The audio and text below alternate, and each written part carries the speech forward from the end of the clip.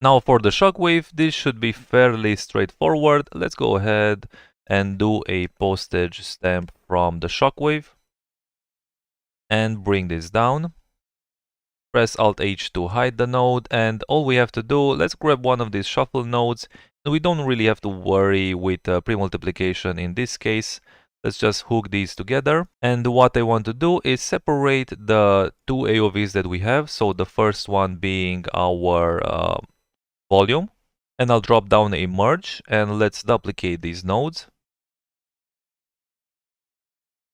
And the second one will be the emission. So I'll just connect these two here. Let's set the operation to plus. And I will simply press M and merge it in our main chain. And I want the operation here to be plus as well. For our emission pass, I'll drop down a grade. And actually before that, let's maybe just add a motion blur to this. And just introduce a little bit of motion blur. If I preview this in the earlier stages of this animation, let's maybe increase the shutter samples to 8.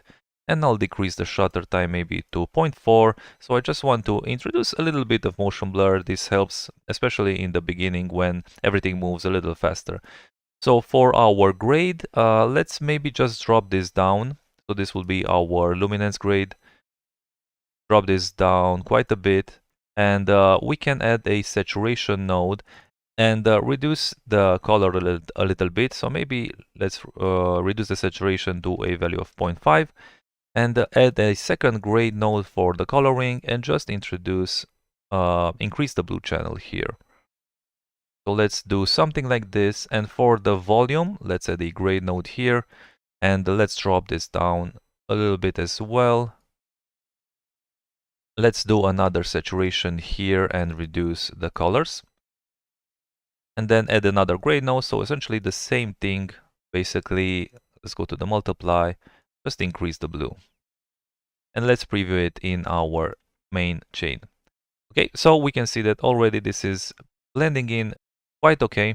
Let's maybe preview another frames here. I think this looks okay. Let's maybe go to our volume one. Let's see what happens if we increase the GI a little bit. We might want to isolate our cloud. So let's maybe turn off our lightnings. Let's go back to our clouds up here at the top. And where we created basically our base, we might want to decrease the overall luminance a little bit. And let's see it for our volume, for our directional light as well. Let's maybe decrease these a little bit. We could simply just add a gray node here where we have our main connection with the clouds, and we could just decrease the overall gain of these clouds. So if I decrease the overall brightness of the clouds, we can see a little bit more of our GI from the emission. So I just want to decrease this just slightly. Let's go back to our shockwave and let's maybe adjust some of these gray nodes.